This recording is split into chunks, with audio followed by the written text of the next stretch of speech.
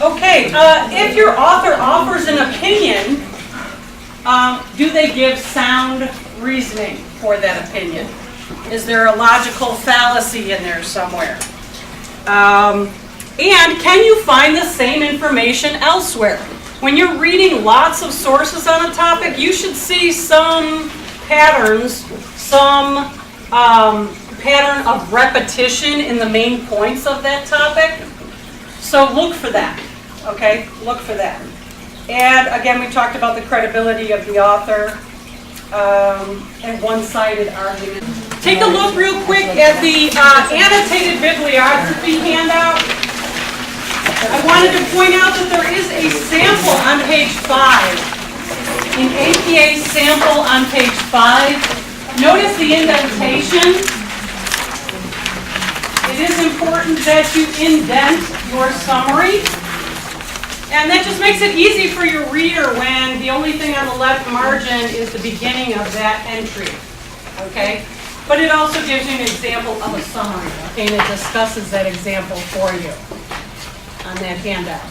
Okay? There's also some in MLA format if you want to just get another understanding. Sometimes students get confused with the difference between quoting, paraphrasing, and summarizing. This one will clarify that for you, and it gives you examples as well. Something you may not realize on page 2 of that one, that quoting should be done sparingly. I know it is a very, very, very, very common student mistake to cobble together lots of quotations, and really there's like a sentence or two between them that might come from you. That's not a good idea. Actually, it should be the opposite of that. Quoting should only be 10%, it says here. 10% of your paper.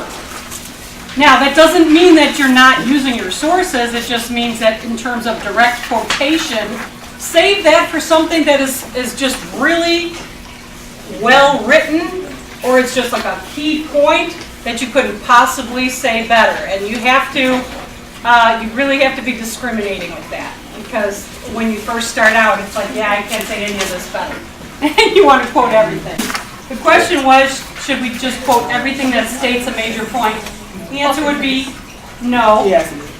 You can paraphrase some of that and cite those sources, but when it comes to direct quoting, you should make sure that you're saving that for something that's really well said, or something that is perhaps well said about a key point that you're making, but just use it sparingly.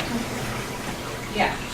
And that would be something that you might actually go through and revise at some point in a draft. Okay, you might actually look at your draft and count up your quotes and say, hey, I have to paraphrase some of this. Okay, yes? I have a question, but it's about the bibliographies that you're talking about.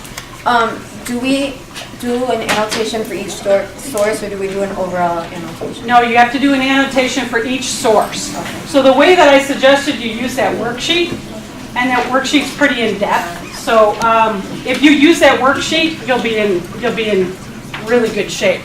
Because if you're using the worksheet, you're putting a paragraph for each one of those sections, and then you're taking the best sentences from those sections and making your paragraph for your annotation that way. But yes, each source has to have an annotation. Okay? Page 3 gives you some steps for paraphrasing effectively. Sometimes it is difficult to paraphrase and to know whether or not you've changed enough words or the way it's said enough so that you're not plagiarizing. This gives you great examples throughout the rest of this handout for that. But again, 10% of your final manuscript should actually be directly quoted matter. And most of us tend to overdo that. So like I said, at some point, take a look at one of your drafts and actually count up your quotes.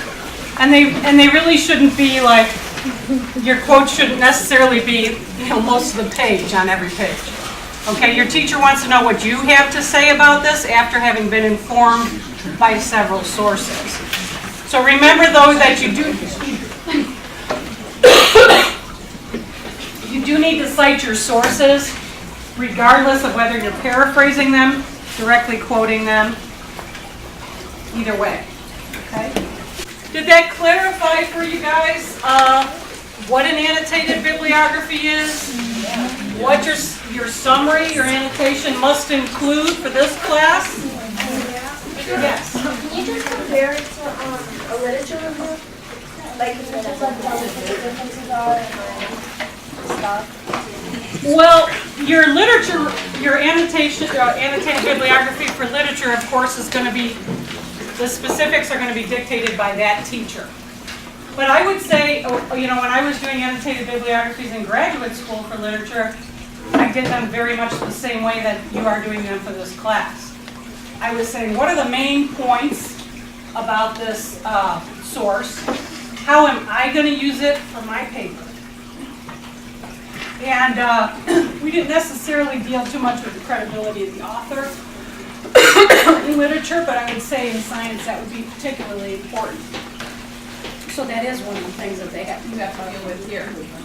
But it's really the same thing. It's really the same concept. You're just talking about science or you're talking about literature. Yes? Okay, so you know how us being science, we're gonna like have some stats that we're gonna cite. So how would we like annotate statistics? How would you annotate stats? Is that what you said? Like, cause you know how we have to do an annotated bibliography and we have to have one annotation for each source? Yes. So your source is going to be more than just a pile of statistics, right? You have a journal article with statistics in it, is that right? Okay. Yes? No, mine's like actually like, it's just like a chart with like. Okay, well you can still, like if you were showing those statistics to your friend and she said, well, what do they tell you? What would you say? Okay. Okay, and then so you would summarize what the statistics say, and then you would, of course, don't forget about, you know, where did they come from, how credible is that, and how are you going to use them in your paper, and then you're there. All right. Yeah, good question. Yes? Wait, can you say like why it's like can you put your own like twist on it and put like why it's significant and like the importance of this data and like stuff like that, or should I just leave it out and then like stick to the basic like was this source credible type of stuff? Like Yes to all of that. oh Yes to all of that. And some of that's going to be you guys deciding what you're going to focus on, but you should have those three things addressed, okay? So, yes, the source probably contributed to the overall discourse on this topic, so and that's probably also its main points. So you're going to talk a little bit about that, okay? How are you going to use that? How's that going to inform your project? You're going to talk about that. And then the credibility of that source or that study. You're going to talk about that. A few sentences on each of those, and sometimes it's challenging. Oh yeah. Annotations are also challenging to write because you have to be very discriminating. You have to make those sentences work for you. You only have 7 to 10 sentences and you have to accomplish all three of those goals we just talked about. That's challenging, isn't it? We do have an APA guide in the library in hard copy if this is easier for some of you. OWL Purdue is a great way, if you just Google OWL Purdue or OWL, it's a great way for you to get all the APA guidelines. We also have this little handy quick thing, which you'll find in the computer lab up by the Promethean board. Then we have a bunch of other research type books that might help you, and then just elements of style. If any of this stuff can help you, please feel free to come check it out. And I'm always there in the library to help you with any of this anytime.